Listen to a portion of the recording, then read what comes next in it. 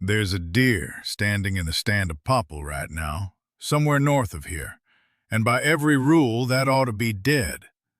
Ribs pushing up through a coat gone dull and rough, head down low, ears hanging, a long string of drool swinging off its jaw, catching the light.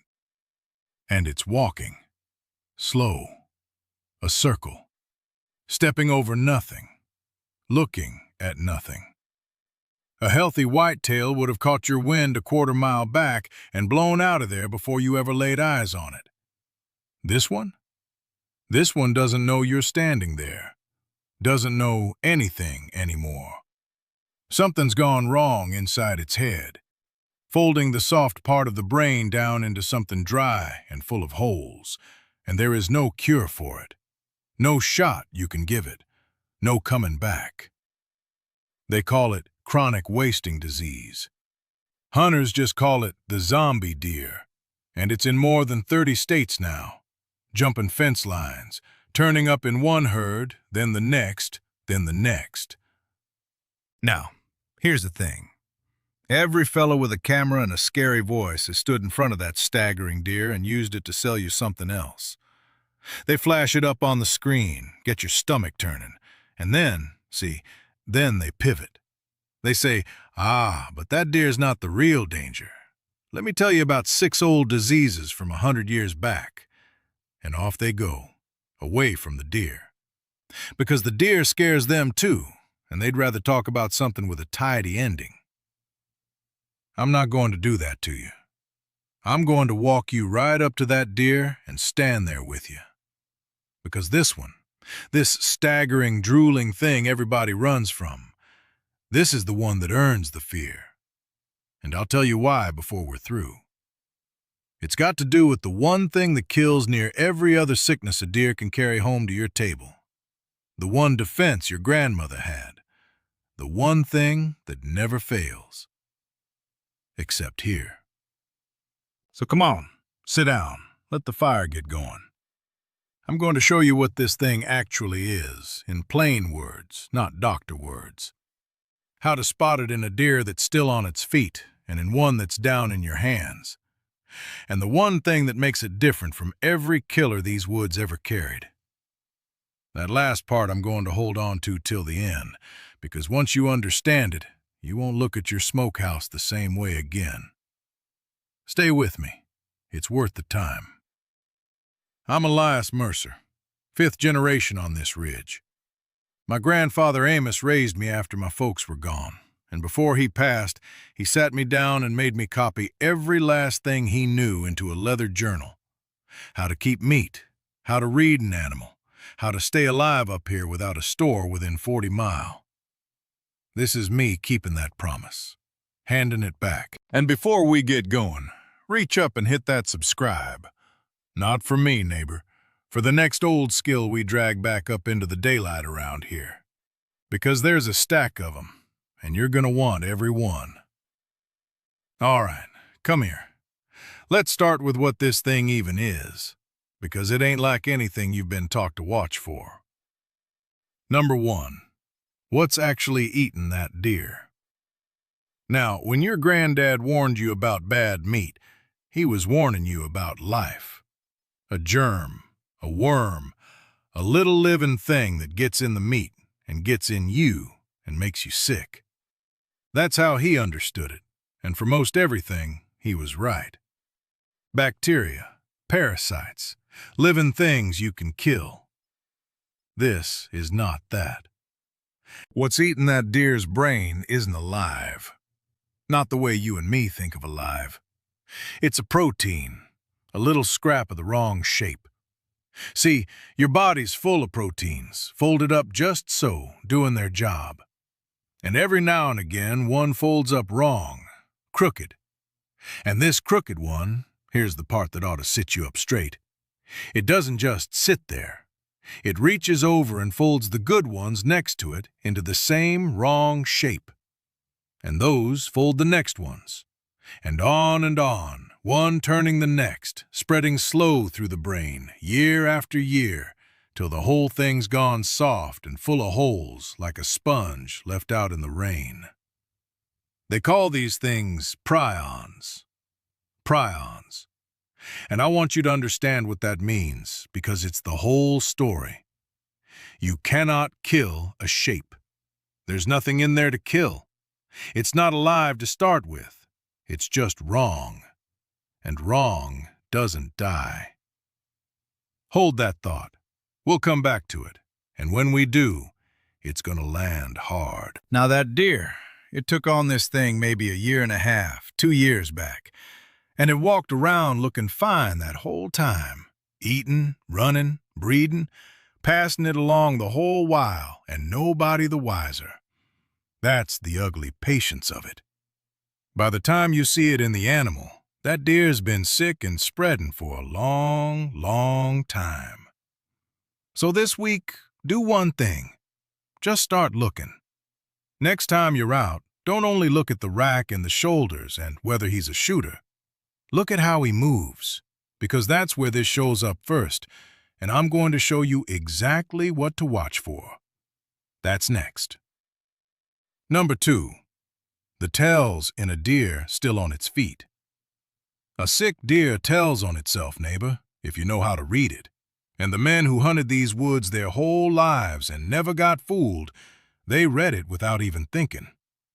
First thing, it's alone and it don't spook. A whitetail's a nervous animal, built to run. Everything about it is set up to catch your scent and be gone. So a deer that stands there, that lets you walk up on it, that looks at you and doesn't care.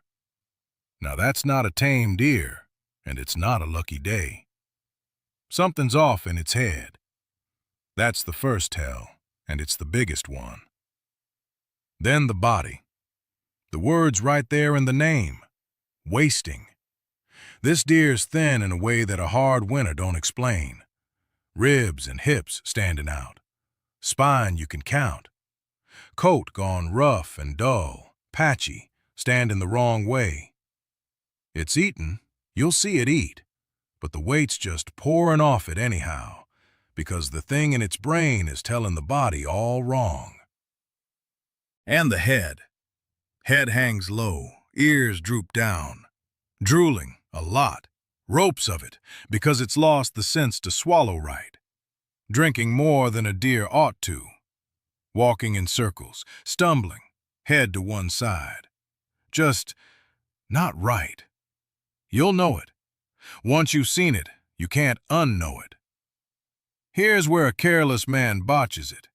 He sees that deer standing there, easy, not running, and some part of his brain says, easy shot, free meat, don't look a gift in the mouth. And he takes it. And now he's got a wasting, staggering, sick animal down in the leaves and a family at home. So the rule, and this is the plainest rule in the whole book, you never ever put a tag on an animal that was acting sick. Doesn't matter how much meat's hanging on it. Doesn't matter you drove 4 hours and this is the only deer you've seen. A deer that staggered, drooled, wandered, didn't fear you. You leave it. You call the wildlife men and you tell them what you saw and where. That's it. This week, that's your one thing. Decide it now, tonight, by the fire, before you're ever standing over one, cold and tempted. Decide it now, so you don't have to decide it then. But say it drops clean. Say it looked fine on its feet and you took it fair, and now it's down and you're standing over it with a knife. There's a whole second set of tells right there in your hands, and a careful man knows those too. That's next. Number 3. What a careful man does with the knife. All right, it's down, looked healthy. You're going to dress it. Now listen, because this is where a good, honest man can bring trouble home without ever knowing he did it. First, glove up. I know, your granddad never wore a glove in his life, and he did fine, but your granddad wasn't up against this particular thing, and it cost you $1 for a box of them. Bare hands, cracked knuckles, a nick from your own knife. That's the door you're leaving open. Shut it. Cheap. Done. Now, where does this thing live in the animal? That's the part to burn in. It lives thickest in the parts nobody eats anyhow. The brain, the spinal cord, the lymph glands, the eyes, the spleen. See, it rides in the nerve tissue and the glands most of all, which means the single worst thing you can do, and old-timers with a bandsaw do it without a thought, is go sawing straight down through the backbone and split that spinal cord and spread it all through your good meat. So you don't. You bone it out. You take the muscle off the frame and you leave the spine and the skull and the guts alone. You don't handle the brain. You don't cut into the backbone. You don't go digging around the glands. And whatever you don't eat, the frame, the head, the innards, you don't leave it piled up out where the next deer comes to feed. Because that's exactly how this thing hops from one animal to the next. Bury it. Or better, wherever the wildlife men have got a bin for it, you carry it there. Here's the botch. A man drops his deer, throws the whole frame in the back of the truck, saws it up on the same bench he does every year, tosses the scraps out back by the apple tree where he knows the deer come in. And he's just done the disease's work for it. Spread it 3 ways before supper. Your one thing this week. If you run a bandsaw, think about a knife and a bone out instead, at least in a county where this is turned up. Slower, I know, but you're not sawing through the one part you most want to leave whole. Now, I've told you how to spot it walking and how to handle it down, but there's a question sitting under all of this, and I can hear you asking it. How do I actually know? A deer can look just fine, on its feet and in my hands, and carry this thing for a year. So how does a man know for sure before he feeds it to his kids? That's the next piece, and it's the most important one. Number 4, the test, and why it's the whole game. Here's the hard truth, neighbor, and I'm going to give it to you straight because that's what your grandfather would have wanted. You cannot tell by looking, not always, not early.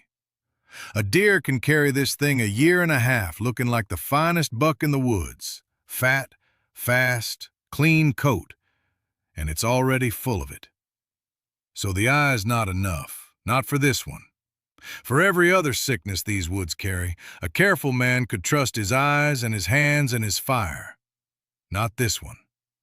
This one you have to test. And here's the good news, because I don't want to leave you scared with nothing to do about it. In near every county where this has shown up, the wildlife folks will test your deer. Some places free, most places for next to nothing. You drop off the head, or a little piece they tell you to take. They check the glands, and they tell you yes or no. Takes some days, but it tells you. So the rule. In a county where this is known to be, and you can find that out in about 2 minutes, the state keeps a map.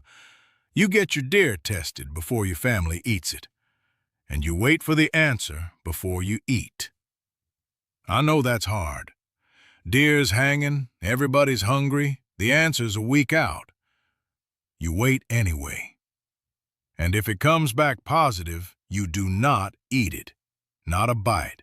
Not, well, he looked healthy, so it's probably fine. Not, seems a shame to waste it. You don't eat it. And you don't feed it to your dogs, and you get rid of it the way they tell you. That's the rule. There's no cooking around it. And that right there, is the door to the last piece. Because I just told you there's no cooking around it, and I'll bet that snagged on something in you. Because cooking is exactly how your grandmother beat every other killer in these woods. Wasn't it? Hold on, because now we get to the thing I've been holding back, the one thing that makes this deer different from every sickness that ever rode home in a game bag. And once you see it, you'll understand why this is the one I respect. Now, before I lay that last piece down, let me back up a step, because I want you to feel the size of it. Think about everything your people knew about keeping meat. Think about it. A whole winter of food, no icebox, no store, and it kept. How? Salt. You pack a ham in salt, and it'll outlast the snow. Smoke. You hang it in the smokehouse, and the smoke and the low heat over days seals it up. Cold. You let it freeze solid in the shed, and it holds till spring. And fire, most of all.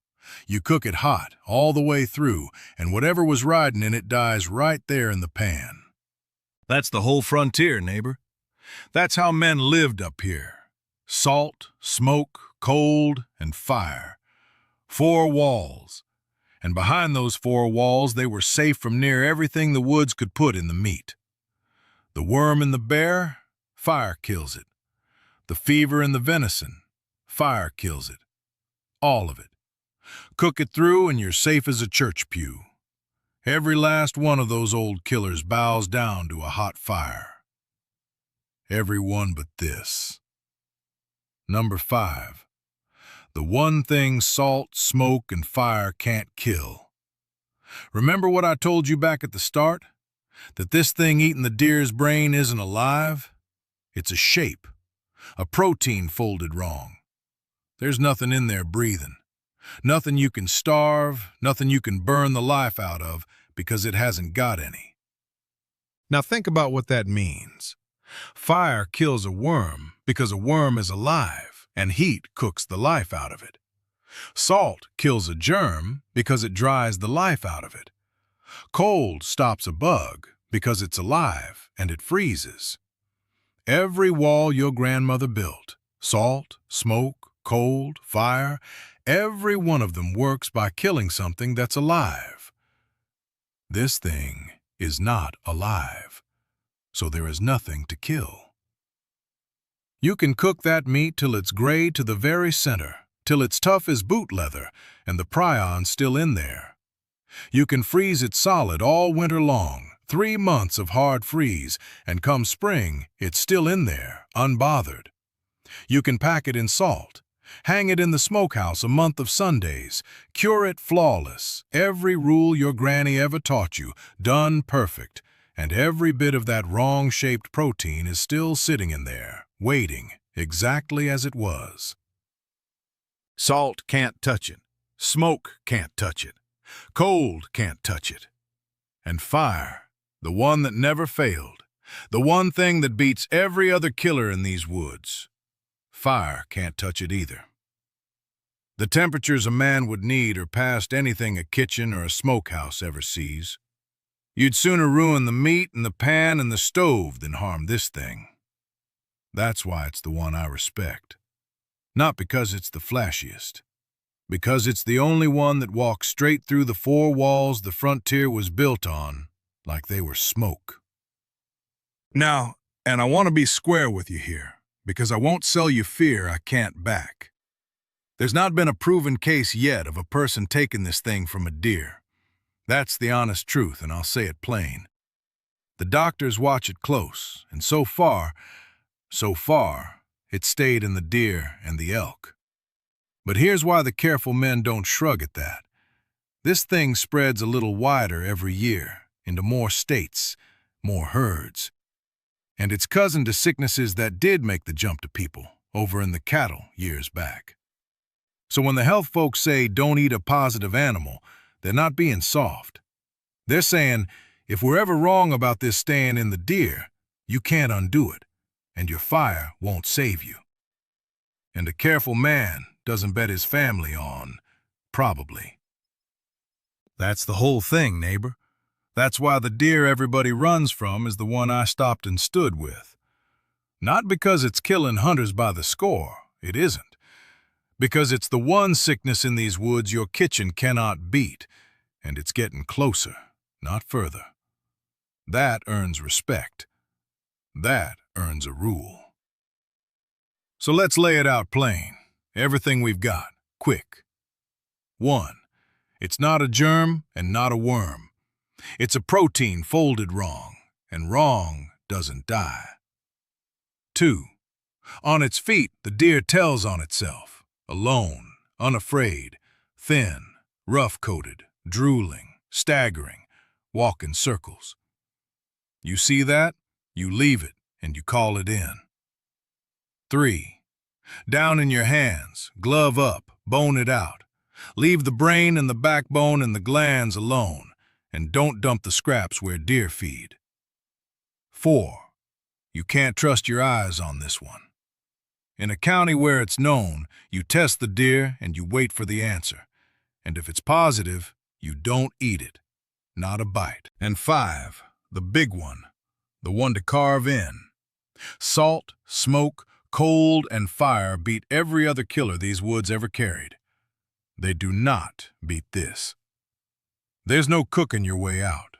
There's only knowing and testing and walking away when the answer's bad. Now let me walk you back out to that deer, the one standing in the popple at the start, staggering, that had your stomach turned. Here's the honest shape of it, neighbor, plain as I can lay it down. That deer's real. It's an ugly thing to watch move through a herd, and it's earned your caution, so give it that. But caution and terror are two different animals. The men who ran scared and left good venison to rot in the leaves, they missed the point. And the fellow with the camera who flashed the scary deer and then ran off to talk about something older and safer, he missed it too. The point is simple. This one, you can't out-cook, so you out-know it. You watch how a deer moves before you ever raise the rifle. You handle every kill clean, gloved, careful. In the counties where it's turned up, you test before your family eats, and you wait. And if it's bad, you let it go. Do that, and you've done the thing. That's the whole of it. My grandfather Amos knew a rule for every animal in these woods. The rabbit, the bear, the deer found dead in the field. He knew 'em cold, because up here, he had to. This one, he never had to face. It wasn't in these woods in his day. But if he were sitting here, he'd have written it in the journal, same as all the rest. This is the one the fire won't fix. So you test it, and you trust the answer, and you don't argue with it. That's me keeping the promise, handing it down. Now tell me down below, did your people hunt? Did your granddad have a rule about a deer found acting wrong, one he made you swear to? Different families carry different pieces of this, and I read every one. And the ones you send me are how I know what old skill to go dig up next. So hit that subscribe so it finds you. Until then, keep the old ways, friend.